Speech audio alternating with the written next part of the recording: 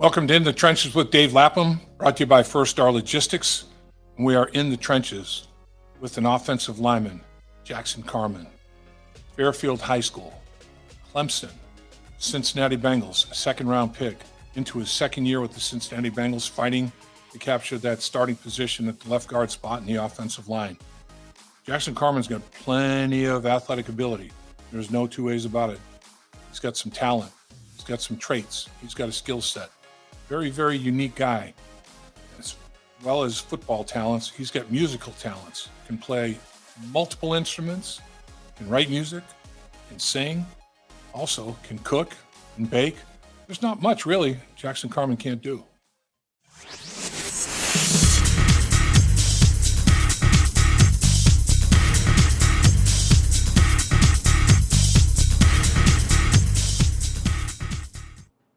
Welcome once again to In the Trenches with Dave Lapham, brought to you by First Star Logistics. And as always, we're emanating from our outstanding studios here at First Star Logistics. And we got a special guest, and he's in the trenches for the Cincinnati Bengals himself. We're talking about Jackson Carman. Welcome. How you doing? Appreciate you having me on, Dave. Yeah, my pleasure. Indeed, my pleasure. So let me ask you, a lot of guys that I've played with have said, man, when you get drafted by your hometown team, there are pros and cons to that. It can be a blessing. It can be a curse. Has it been more of a blessing or more of a curse for you? It's definitely been a blessing for me, and just being able to be by my family and to have that support system around me, and also just to be in the area of opportunity, and also as well to have the city and the people that I've grown up with, be behind me and my team, that's all very special to me. So I think it's definitely a blessing.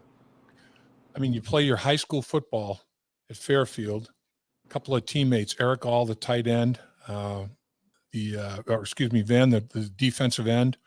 You guys, Malik Van, you guys had a pretty darn good football team. Yourself, here I'm looking at Fairfield High School. Carman was rated 5-star recruit, the best collegiate prospect in Ohio by 247 Sports, ESPN, and Rivals. The best collegiate prospect in the state of Ohio. That's pretty high praise. What was it like dominating the high school scene when you were up there at Fairfield? It was honestly fun, and it was really me starting to get my first exposure to me seeing myself playing football at the next level. And with me in high school, everyone says it, everyone said it then, everyone's still gonna say it now.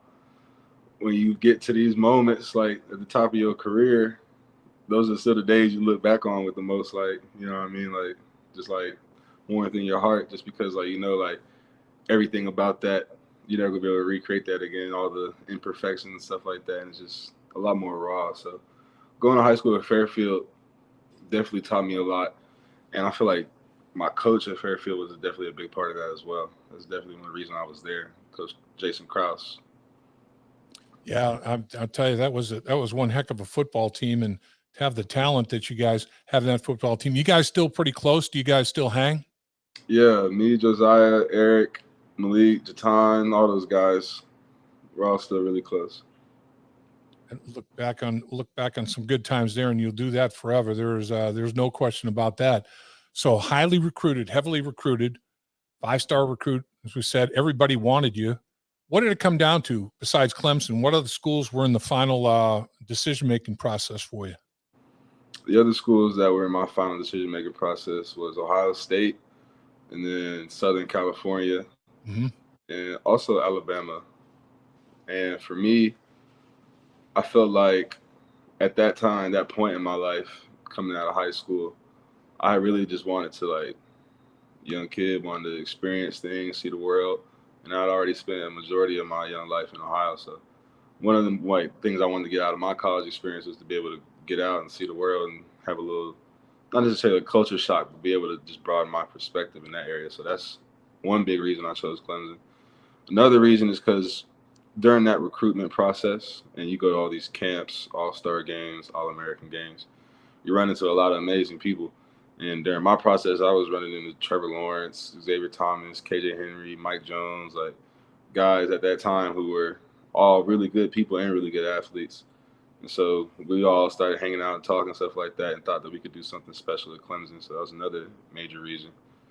And also it was just, it was for me looking at it, the highest level of competition I was going to get as an offensive lineman, knowing that Dexter Lawrence, Cleveland Farrell, Christian Wilkins, Austin Bryant, Xavier KJ, like all these guys are going to be there. And I'm like, there's really nowhere else that has that. Ohio State had Chase Young and a lot of other guys at the time, but Clemson was definitely, I felt like, where I wanted to be at as far as like in the fire competing. And that's a big deal. I mean, every day at practice, when you're grinding and trying to become the best football player you can become, you're going against that kind of talent in practice every day. As the old saying goes, iron sharpens iron, right? Correct.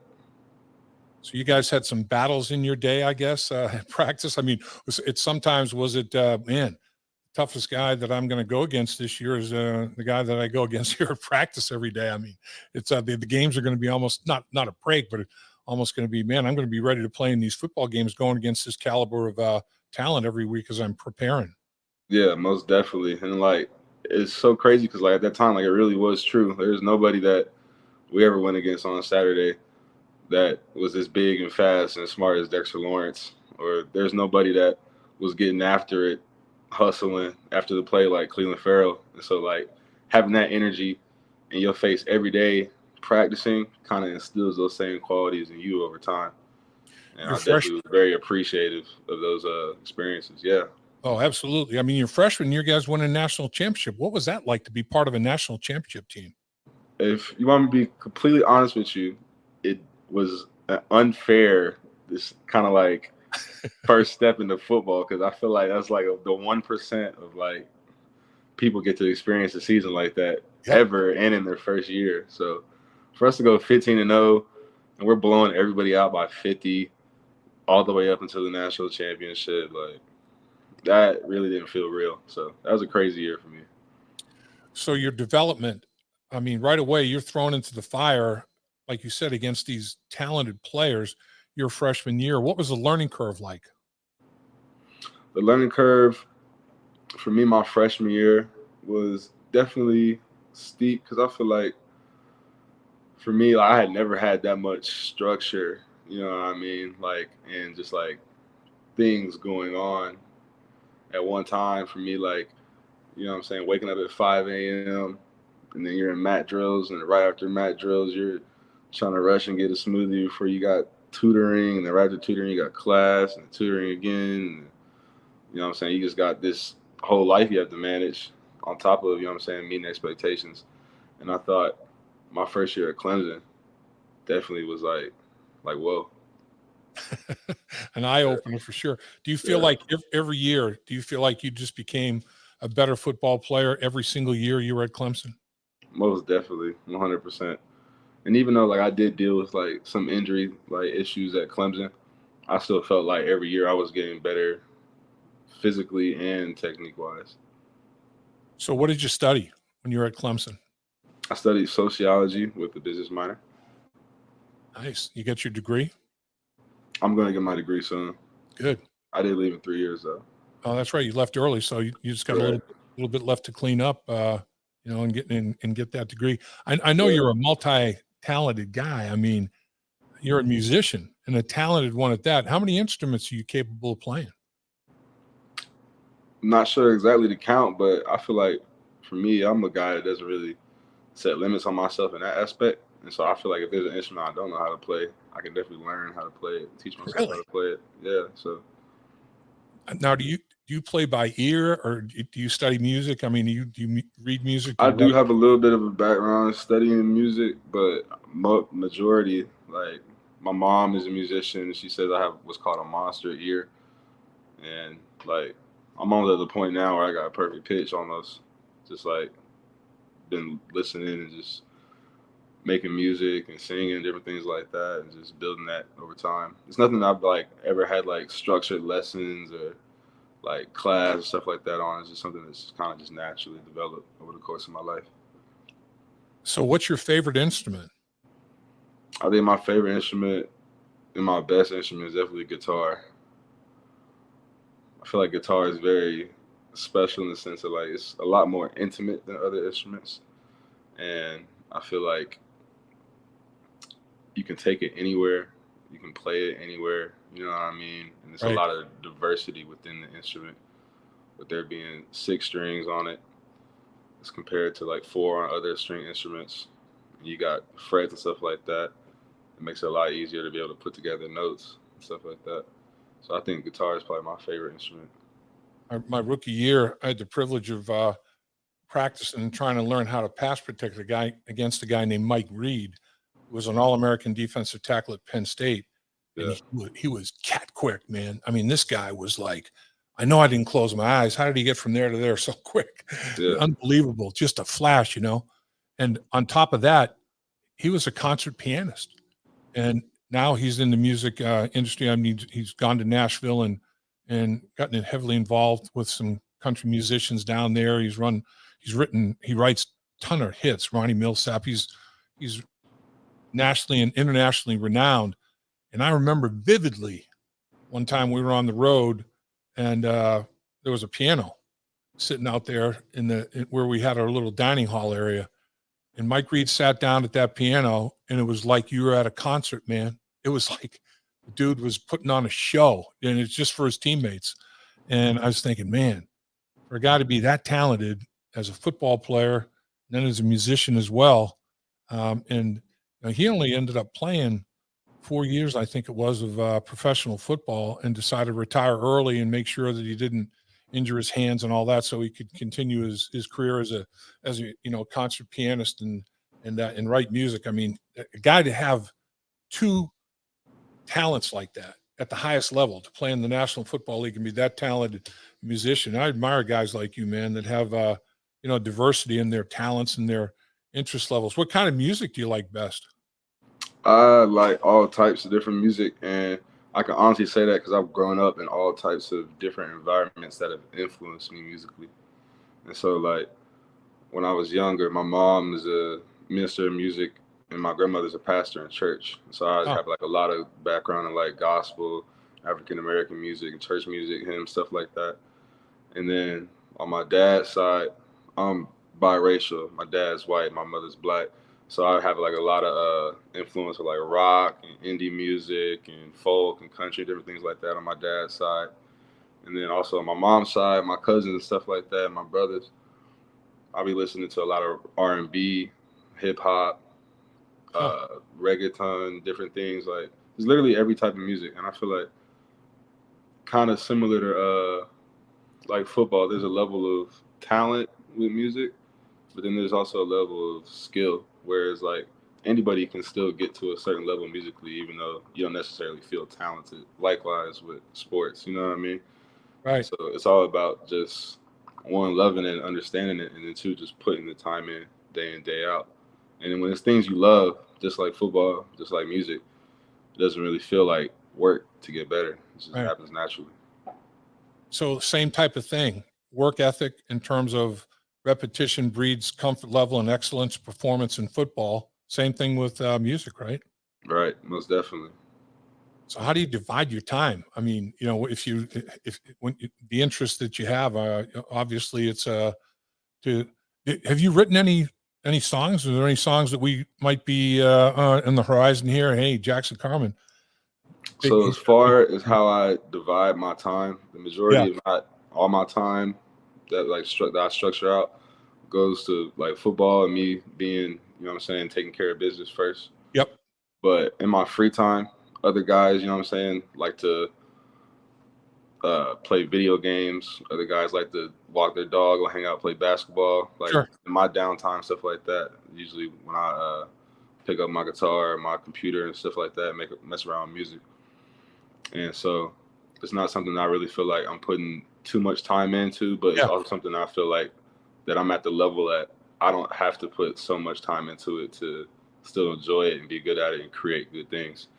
Also, as far as like me creating music, I have written some songs. I also do a lot of like just like freestyle songs as well, like just literally like whenever. I'll just record myself in the car, but like just kind of coming up with lyrics and things on the spot. I feel like it pushes and challenges your creativity.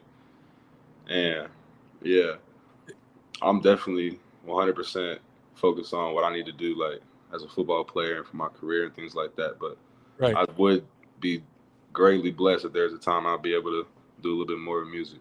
See where that goes.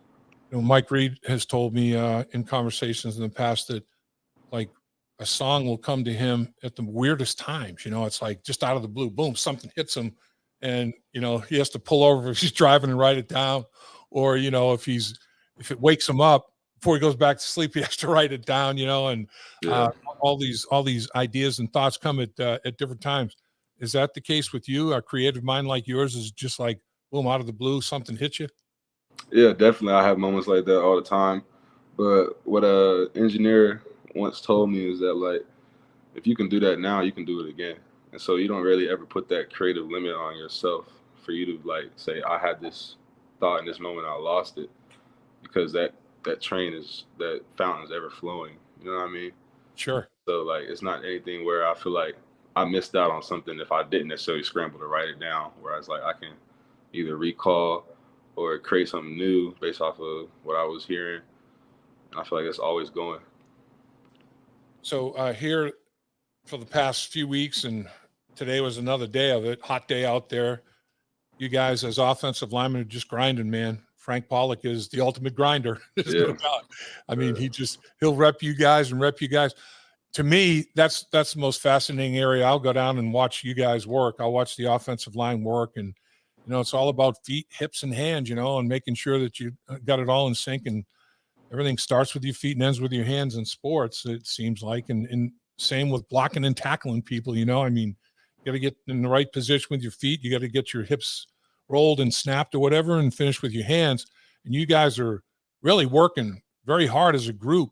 A lot of new components to the offensive line, and you're lining up at the left guard position. Now Jonah's lining up at left tackle, and you have three new guys that are filling out, center, right guard, and right tackle. How's it going? How's it feeling? What do you feel like you individually and collectively? How do you feel like it's going for you here in OTAs? I think collectively we're looking good for this time of the year. Obviously, nowhere near a finished product. Right. But everyone's like the energy's great. Every day we coming in working. Everybody's pushing each other. Everything's positive. We don't really ever have anything negative go on in our room, like as far as like amongst the players. Like we got a really tight squad, and everyone understands that coming in, and that's what I feel like what makes it so special with us. And also I feel like personally I feel great. I feel bouncy. I feel explosive. I feel fluid. I'm just happy to actually be on the grass, running around, just doing football stuff, like just being able to just let it out. You know what I mean? Sure. So year one to year two, I remember what it was like. Year one, I really didn't know what I didn't know necessarily, and then I kind of started figuring it out a little bit in year one, and then you come back year two, you have a better understanding of what the coach's expectations are. What you can expect from your coaches, and what the coaches can expect from you, and all that sort of reciprocal thing in that regard. You also have a better understanding of how talented the league is, and what schedule is like, what it's like. Life in the National Football League is a different animal. There's no question. Do you feel like year two here in OTAs and as training camp starts to approach, you're in a much different place than you were in year one? Yeah, definitely, and definitely in a positive aspect as well.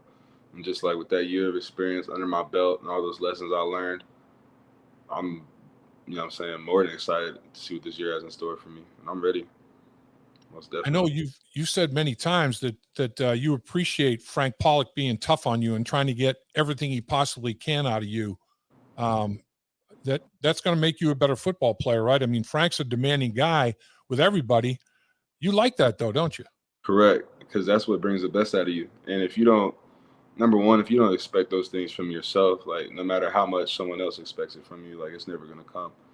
And so with Frank, like the biggest blessing with him is just the fact that like knows really what he's talking about, and no matter like what form that's coming out, when it's coming out, you gotta listen because you want to get better.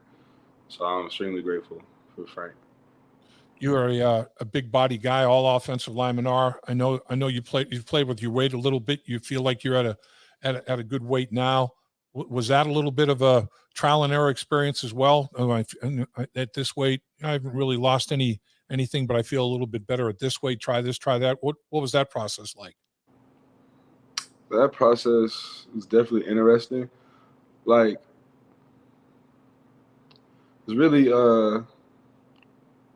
like, because during the end of the season, like, I came in overweight into camp, and then during the season, I got to the weight that they wanted me at. Right. And then there was also a point in the season where I was like really under the weight they wanted me at, and so for me, I was like really just learning a lot about my body and nutrition. Not that I didn't know about it before, but when you're at the highest level of competition, like all those little tiny things matter. You know what I mean? Like if you accidentally miss breakfast before the lift this morning, like you can feel that. You know what I'm saying, coming into the next day, or like different things like that. And over time, those little things build up. And I don't feel, it's just like I feel great, like at the weight that I'm at, but I didn't feel like, I don't feel bad heavier. I don't feel bad lighter really either. You know what I'm saying? Like, right. Yeah. I don't really have a straight up answer for that question, but I feel like at the weight that I'm at right now, I feel really, really. You feel like you're at the best weight. The coaches and you are in concert. You feel the same way about the weight you're at right now is the best place to be. Kind of like 10 pounds heavier. I'd be maybe half a step, you know what I'm saying, slower, but stronger, 10 pounds lighter, vice versa. But I feel great. So you're a foodie though. I know you like to cook. Do you basically cook your own meals? I mean, do you do a lot of food prep for yourself, or how do you handle that part of it from a nutrition standpoint? Yeah, so I do enjoy doing those things, but when it gets time for the season and like with the just amount of stuff we have on our schedule, I don't necessarily always have time to be able to micromanage everything that I'm eating to that level like I would like to be able to. And so that's when it comes time for you to start talking to nutritionists, talking to personal chefs and stuff like that. And for me, I'll be having my base meals cooked through a personal chef. And I kind of help tailor and add my own like insight to that process. Huh. So you'll add a little spice, a little something here and there, Exactly. Huh? Gotcha. So what's your signature dish? I mean, if some of your friends or family, oh yeah, man, Jackson, he can make whatever. What would it be? Yeah, my friends and family would say Jackson can make anything, but and that's kind of similar to like the music aspect with that creativity. Like there's a lot of times like growing up where I didn't have the ingredients to be able to cook what I was supposed to cook the right way. So I'd have to take ingredients that may be similar but not exactly the same for the recipe, or be able to adjust and do different things and improvise to make a dish that's good but not necessarily like exactly to the recipe, or like taking two different cultures of food and mixing them into one, things like that I really enjoy. So like I've made like, I feel like one of my favorite dishes I've made is like I carved out pineapple and then put like brown sugar kind of like on the inside of the pineapple and threw it in the freezer, and the enzymes from the pineapple and the brown sugar kind of melded together. Huh. And then I made a pineapple fried rice with the pineapple that I cut from inside the pineapple. And then I had like marinated some chicken, some garlic and soy and honey and like a bunch of different spices and seasonings. And I had this flame grilled garlic honey chicken or pineapple fried rice in a bowl. And there was nothing left of it. I hear that. Yeah. That sounds pretty good. I was going to say, if you need a roommate, man, I'll volunteer if you cooking like that, my man. I mean, yes, sir. So whatever ladies in your life, you can outcook whoever it is. Yeah. Are you a baker? I love cooking for my mama. That's my favorite lady to cook for. There you go. She loves my food. So every day's Mother's Day for your mom with a cook like that for a son. Facts. My God, man, that's crazy. That's crazy. Are you a baker as well? I do bake, but I feel like they all go hand in hand. I don't really separate like I bake versus I cook versus I stir fry. Like you making food, you know what I mean? What's your specialty there? What are you known for? My sister taught me how to make this cake. It's really unhealthy, but it's so good.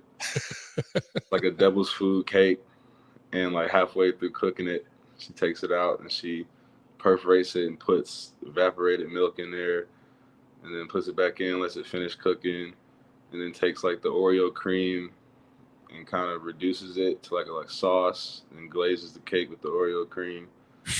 And then there's extra creamy Cool Whip on top of that. And then like a little chocolate syrup, crumbled little Oreos on there. Oh man. Mm-hmm. Yeah, we're talking a couple of calories on that dessert. More than a couple. That'll get you where you need to be. Absolutely. Sure. Absolutely. So are you a big weight room guy?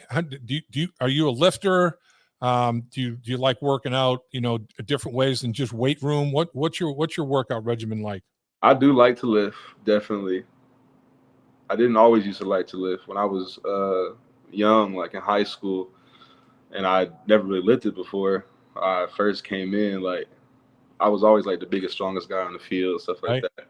But then you come in, these little guys benching 225, you can barely get 135 off the bar, and it's just like, but over time, putting that time, effort, and work in, you get to a place where you start to enjoy that little bit of daily suffering. So definitely like lifting, weight room, but I also like doing other things that might not necessarily be like workouts, but they're still like athletic training. Like I like board sports a lot. I like to surf. I like to wake surf. Really? Like I don't really skateboard much anymore just because of like the risk to my career, injury, and things like that. Right. But when I was younger, I loved to skateboard, loved to snowboard, loved the longboard, different things like that. And I feel like they all build like balance and core stability, stuff like that. And then also just like I feel like I'm always trying to do new things. So like whether it's a different sport or whether it's like, you know what I'm saying, like fighting, MMA, wrestling, stuff like that, or whether it's just having fun doing something. Like I love to be active. Huh. So wrestling, that makes sense. MMA, how about that? And did you play basketball or baseball or any of that sort of thing when you were young? Yeah, I played basketball when I was young. Yeah. I did not play baseball. I wish I would have played soccer. But so you weren't a point guard. You were in the pivot. I was a point guard when I was young. Seriously? When I first started off, I was a point guard. No kidding. How about that? I was a point guard. And then eventually everyone figured out that I was bigger than everybody. So I wasn't a point guard anymore. So who's the best player that you played against, that you faced? We'll start at each level. The most competitive game you had, you really had to bring it when you were in high school. Who would that have been against? Is there anybody that comes to mind there? During like the regular football season, or just like at all in high school? At all in high school. So at all in high school, definitely going to the opening and playing against like X and KJ and guys like those who were the top of the class at that time. In high school, outside of my teammate Malik Van, high school, I didn't really feel like I was challenged by anybody in high school. Nobody was at that level. Yeah. Yeah, in college it was much different. I would say Dexter, to me, was like the best out of those four. Honestly. He was just kind of like unblockable to a certain extent at that level. You know what I'm saying? Like unless you really know what you're doing, you can't block him. Yeah. He's too big, too fast. It's so funny. Like my first time going against him, it just felt like I was standing still. It's so weird because he's so big. Like how it's supposed to be the opposite, but I hear you. Yeah. So how are they moving like that? What's going on? I know I'm not closing my eyes, man. What's up with that? Yeah. It's crazy. And then how about in your rookie year in the NFL? My rookie year, best player probably Chris Jones. But there's a lot of other talented guys that bring different things to the table. You know what I mean?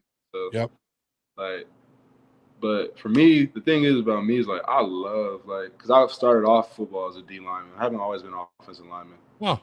And so I didn't transition to O-line until like my junior year of high school, sophomore, junior year. And I always kind of like have that feel a D lineman would have, you know what I'm saying? And that kind of perspective a D lineman would have. So I always talk to D linemen and kind of like practice their moves in a sense, but not just practice them, but to understand them and how I can like take advantage of them and stuff like that. Right. Break those things down, understand what they're thinking, how they kind of approach me, how their body position is, where their leverage is at, where they're weak at, like what they do want to do, what they don't want to do. And I feel like that gives me an advantage in that aspect, just having that kind of defensive mindset. You a big film study guy? Yeah, definitely. Yeah.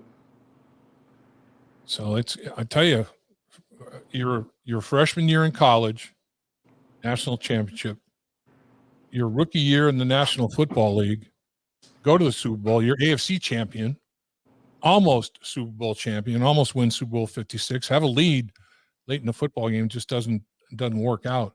But man, you've had really good starts to both of those levels, your collegiate career and your career in the National Football League. And the offensive line's been revamped. There's no question about it. It's going to be a different team than it was last year. Just looking at it up front, it's totally different, almost across the board there. What do you envision? What's the attitude like? What's the mindset like for this football team? Is it sky's the limit? Definitely sky's the limit. I think even higher than that. And like for last year, I know everyone says what they say, all the logistics, statistics, film, blah, blah, whatever.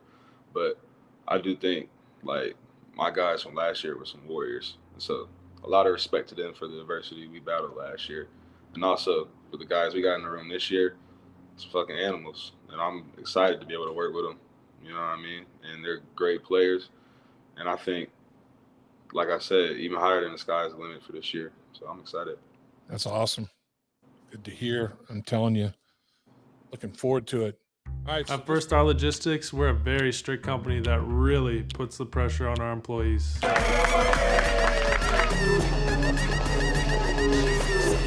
Breaks? What are those? That's what I'm talking about, Icky. Get the body right, then the mind's right. You know, gotta get that body right. That's right. Yes, sir. Become a star with a chance to earn the highest commission percentages in the industry as a freight broker agent. Check out firststarlogistics.com.